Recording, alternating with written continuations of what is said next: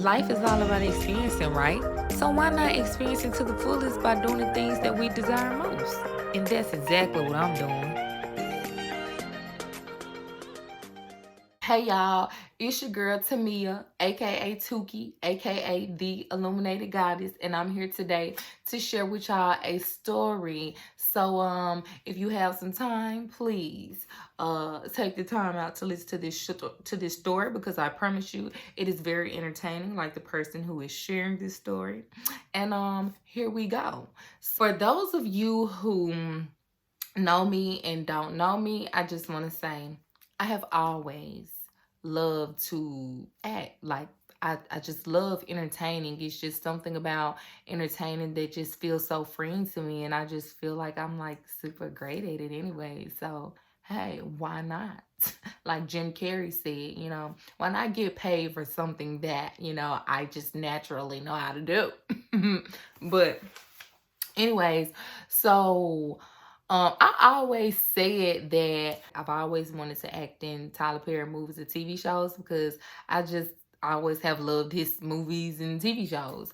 So I'm in this group on Facebook and Instagram, to be exact, and they always post like acting gigs, like, background acting gigs. So, I found myself submitting to different background acting gigs, especially the ones that was dealing with Tyler Perry. And the ones that I submitted to was sisters, whatever, and bruh. I submitted, to those. And to be honest, I submitted so many times that I really lost count of it. So yeah, but every time I submitted, of course, guess what? I wasn't getting a email back, no type of response or anything. So, my feelings was kind of hurt a little bit. But I'm good though, because guess what? I always kept going. I kept submitting to more and more of them. And some ones I submitted to, they wasn't, Tyler Perry shows or movies or whatever. But yeah, I still did it. So fast forward, I ended up hearing about BMF, and they posted about BMF. And guess what?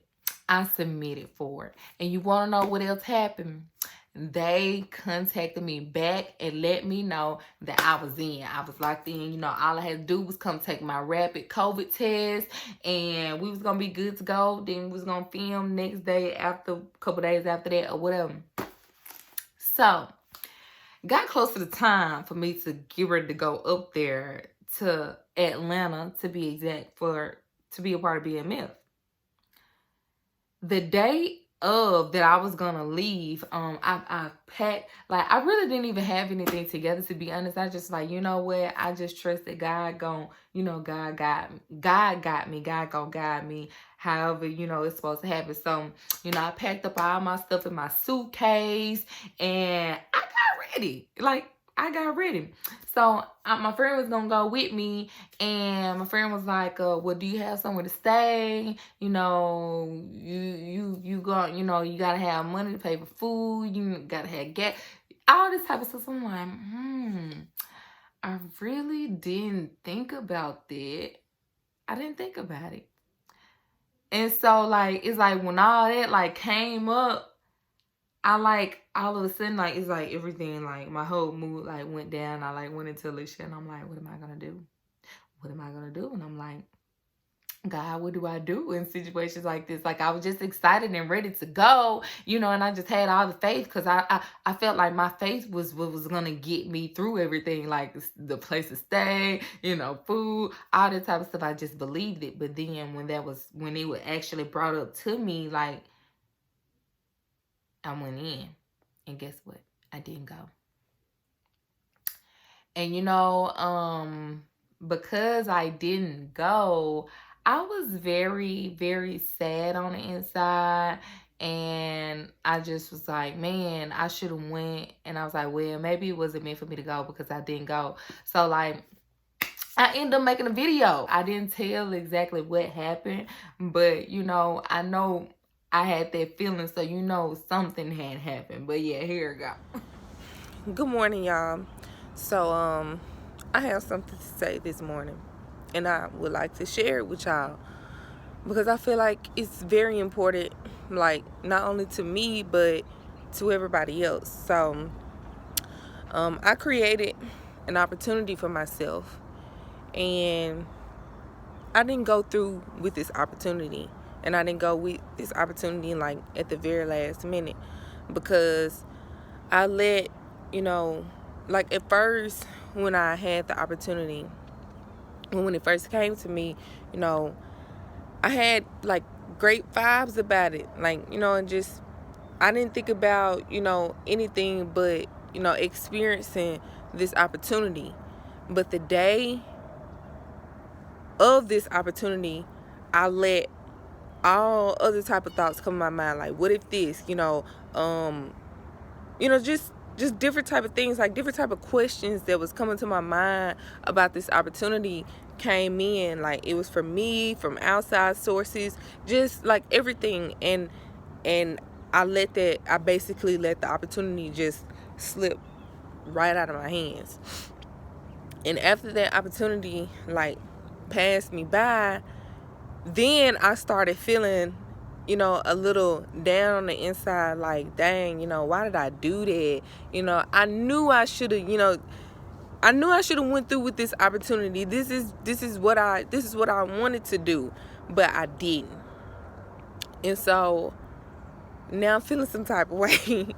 So I'm just here to like let y'all know, like, a lot of times we know the answers. Our soul knows the answers. It knows what we want. But then we let our mind, the outside sources, like influence our decisions, and then we don't go through what, we really want on the inside. And then it messes with you. And I know for me, like I just is like, out of all the times, I'm like, I be feeling like I know, what to do. But then it's like, at the last minute, it's just like, what do I do? Like, how do I know this is the right thing to do? But you've been knowing. It's just that, like I said, you let, your thoughts and stuff get in the way. So if it's something that you really want to do and you should be doing it, but then, you have thoughts that kind of like, tells you otherwise, don't let it do that to you. Just take that chance, because you never know, what's there for you, and what that situation will bring to you just by you doing it, because that's what your soul wants. So, experience. We only got one life to live, and you'll never know what it has for you unless you do it. So, that's all I have to say today. And I send love, peace, and many blessings to you guys this morning. And live. Do what your soul wants. Thank you. um after after that had happened, like this same day that I recorded this video, something that I always wanted to do was help decorate for Christmas on the square, because I used to see, like, little decorations and stuff, and I used to be like, I would love to be a part of something where they like decorate the city and just do different things like that. So I just happened to ride up on the square here in Grenada, and guess what? I seen like some people out there decorate. So I'm like, I would like to decorate. So I got out my car and I'm just like, hey, y'all decorate for Christmas? And the guy was like, yes. And I was like, well, who do I, contact about, going about volunteering? And he was like, would you like to help decorate? And I'm like, yes. And he was like, well, okay, you can help. So, we exchanged numbers and everything, and he let me know like when they was gonna be up there decorating. So guess what? I got a chance to decorate the square, something I've always wanted to help do for Christmas, and I did it. So I feel like, even though I didn't get an opportunity to go and be a part of the BMF show, like I still ended up being blessed with having the opportunity of decorating the square for Christmas. Because just imagine if I would not have, just imagine if I would have went to Atlanta, to be a part of BMF, then I would not have ever even, it's a possibility I wouldn't have even met the people that I met in order for me to help decorate for Christmas on the square here in Grenada. So it was like, in a way, it was like, it was a blessing within a blessing, because I got a blessing to be a part of BMF, but I didn't go through with it. But I received another blessing shortly after that. So it kind of made me feel like it wasn't meant to happen. Like, yeah, it came, but this was something better, because you've always been wanting to do this as well. So I got an opportunity to do it. So, like, you know, it's December, right? Okay, so January rolls around. I was working for Life Help here in Grenada at the middle school. And the kids had a journal topic. You know, every day they had, like, you know, something that they would have to write down. And with it being like a new year, they had a resolution. It's called resolution balloons. And it say in the big balloon, it says it's a new year. And what the kids had to write was what their resolution was. And so, you know, of course, like, I did one too, and I wrote down my resolution for last year as well. And this right here is what it says. My resolution is to be an background extra in some TV show that come on. Hold on. Be in some TV show that come on hit television shows. Yeah, that's what I wrote down. And I wrote down a lot of more other things as well. But that's like the first thing that I wrote down on the list. Like, literally the first thing that I wrote down on the list. And yeah, so I prayed about everything I had wrote down. I just like, you know what, God? I don't know if it's meant for me to be a part of Tyler Perry's TV show or movies right now. So I just say, whatever it is that you have for me, I just know that I want to act. So whatever it is that you have for me, that's what I want to do. As long as it's aligned in my divine path, I want to do it. So shortly after that, like about almost the end of January, this lady sent me a message, and she told me, you know, she had been seeing my videos, because like I said, I love to entertain. So with my videos of like the different craft creations that I was doing, I always made like a, you know, a video, and I would, you know, be acting in my videos and stuff. So she told me that she had been seeing my videos that I've been posting on my social medias, and she told me that she think that I would be a great fit to be a part of this new television series that's coming out called Women of the Movement. And she told me that they would be you know, they would be filming in the surrounding areas, like close to me, like Grenada and Greenwood and stuff. So I'm like, okay, well, you know, oh yeah, and she gave me, you know, all of the information that I needed to go about submitting for it, you know. And she told me like the role was a part of a dance hall scene that I could submit for. So I was like, okay, you know, thanked her and everything for it.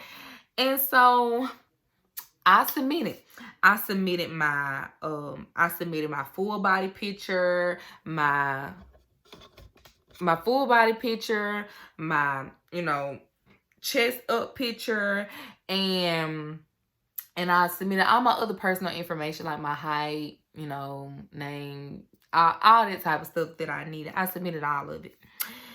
So I get an email, and guess what, y'all? Guess what? You wouldn't believe this. You wouldn't believe it. Oh my gosh. They told me that the scene had been filled.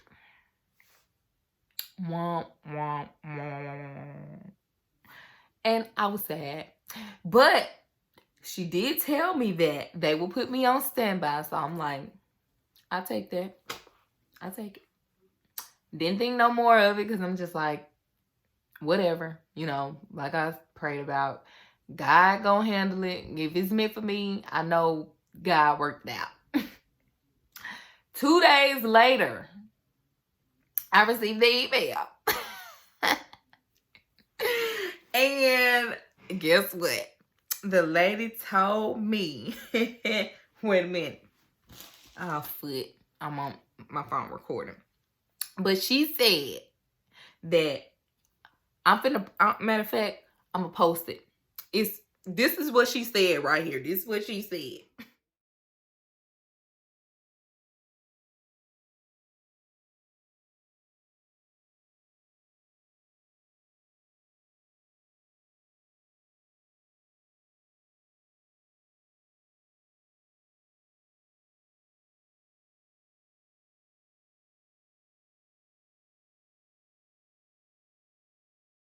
Oh, I committed to it. I'm like, shoot, I'm 100% in for real. Like, yeah, I'm in. Like, this is my first time being a part of something like this. I am in. Like, I know, like, God showed me, like, God had me. God did that. So I was excited, you know. So after that, I was like, okay, so this is what I need to do. So now I have to go and get fitted. So I'm getting fitted today to be on the show Women of the Movement. It's a series that's being executive produced by Jay-Z, Will Smith, and somebody else. And I'm sorry, I don't know their name, but you know, Jay-Z and Will Smith just stuck out to me. But anyways, I'm excited about it. I'm thankful that God has allowed this opportunity to be aligned with my divine path, and that I'm able to just experience it, have fun, meet new people, make new connections with, you know, genuine and loving people. And I am radiating love today. I'm receiving love, and I'm thankful. I'm super thankful.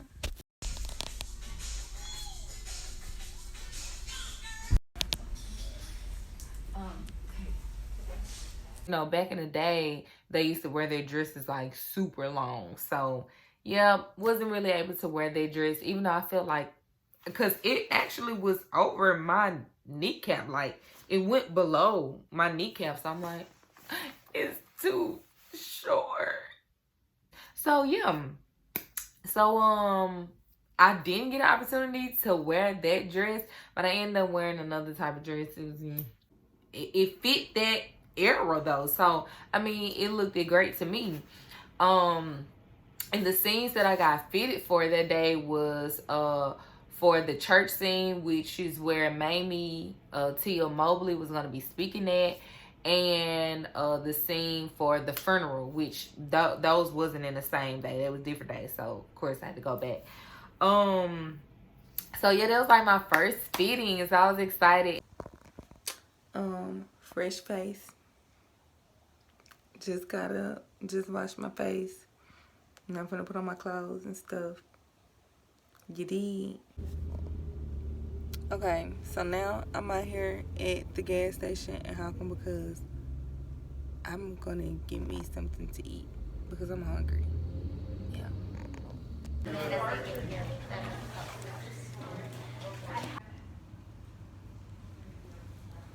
Getting my hair done. If I would have known that, I would not have taken the time with doing my braids last night. Then this lady is so reckless with my hair. I saw people from like Memphis and some everywhere. Yeah. But look at this portable bathroom though.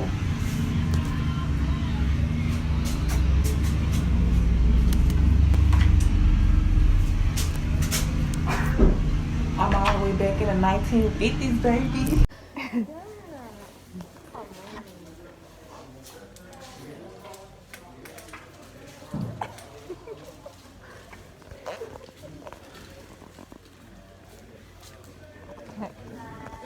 Look, I'm recording.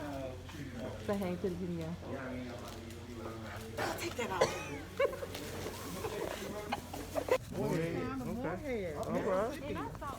The home of Mississippi Delta Community College. Okay. I'm recording. Say hey to the camera. Hold on, yeah. Yeah, one dab. Oh, yes. You know what I'm saying? I got the stand-in police officer. I ended up getting another email, which I didn't even submit for, to be honest. I didn't even submit for it. Like, after that, it's like the lady, like, she just emailed me back talking about, like, just asking me, like, would I be available? So I'm like, you know, I started saying yes to all of them because, like I said, it's like my first time doing this. I get to be a part of something big like this. Yes, I'm going. So my next scene that I was a part of was a waitress, and it actually was the dance hall scene. The dance hall, I feel like it was the same dance hall scene that I had submitted for, like, when I first submitted for Women of the Movement, but she said that all the spots had been, you know, filled. So she emailed me back, like, and told me that, you know, they needed me for the dance hall scene. And so I was like, okay. So I go to get fitted. So when I go in, it was a girl, like, there to take my measurements, and she was like, are you excited to be the only waitress? And I'm like, only waitress? I thought I was gonna be a dancer. Cause, you know, the dance whole thing, long as it's gonna be dancing. So I was like, I guess so. I mean, hey, I'm the only waitress. I gotta be ready. I'm gotta be excited. I mean, I was excited anyways, but you know, I was like, the only one. So, yeah. So I tried on some clothes. I tried on something that was cute that I really liked, but of course couldn't wear because some of them was kind of snug a little bit around them. But, yeah. So the day of when I went to be, you know, in the scene where I was going to be a waitress, the guy, he said, and here's to our only waitress for the day. And I'm like, why they keep saying, you know, the way that they were saying it, it just was like, you know, just like, you're the only waitress. Like, I just like, it was doing something to my brain or something. It's kind of making me a little bit nervous or something because they just kept on saying, like, the only waitress. So I'm like, yeah. Okay. So I went, put on my clothes and stuff, got dressed to that thing. Got a little excited there. But, so yeah, I went and got dressed. Went and got my hair done. They had to, well, the first lady, she put some braids in my hair. That was some real cute, two French roll braids, you know, French braids, whatever. And I rocked them for a couple seconds till we got to where we was filming at, Tallahatchie Flats. Hair person, she was like, baby, who did your hair? Now they know we ain't doing none of that. They know that it wasn't no braids wearing like that. We not finna, who put these French braids in your hair? She said, She said, we finna take this out, baby. Come sit in this chair, cause we finna redo your hair. So I'm like, okay. I sit down. And I'm like, I hope it don't be done. No, cause you know, like back then they had, you know, their styles was different. It's different than how we be wearing our hair now. So I sat down in that chair and I let her do my hair. Yeah. Quick hair change.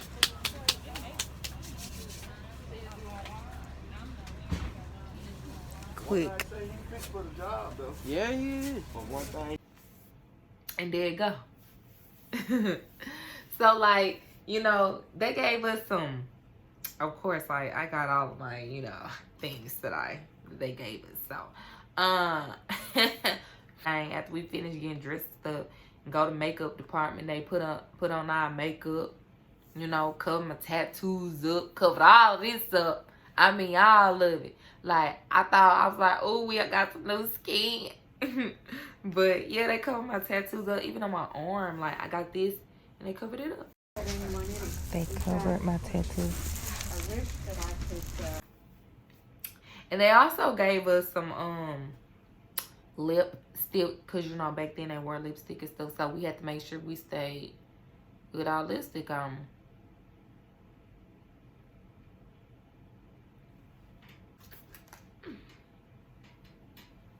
But anyways, yeah. So we kept this on us at all times. We kept a bag, a plastic bag, like a Walmart bag with us. And it's called PPP bags. That's for when we start filming, you know, COVID. So we had our lipsticks in there. Well, for the ladies, we had our lipstick. we had our mask over our face, but when they say action, you know, when we start filming and stuff, we gotta take off our mask. Mask. They say mask off. Then you put your mask in your bag. Then when they finish filming, they're like, mask on, and we put our mask back on our face. And you know, this how we did everything. You know, had to keep our mask on, COVID. So yeah. So every time after we, you know, filmed and stuff, like once we was over with for the day, they would give us our papers. And, you know, this is our papers that we would have to, you know, have signed and stuff so we can get our checks in the mail. So, you know me, like I'm sitting here chilling one day and I got some mail.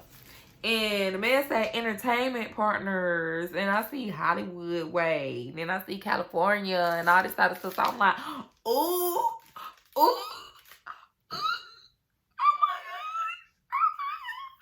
God. You know, I'm excited up in this thing because I got some mail from Hollywood.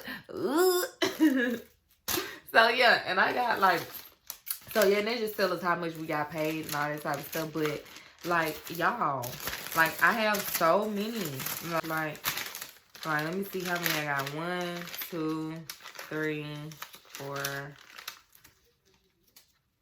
5, 6, 7, 8, 9, 10. I got 10 of them. I want them to say I was a mother. I was a mother. I was. I don't even think I took any pictures. I didn't even take any pictures that day. Oh my goodness. Okay, yeah, I was a mother.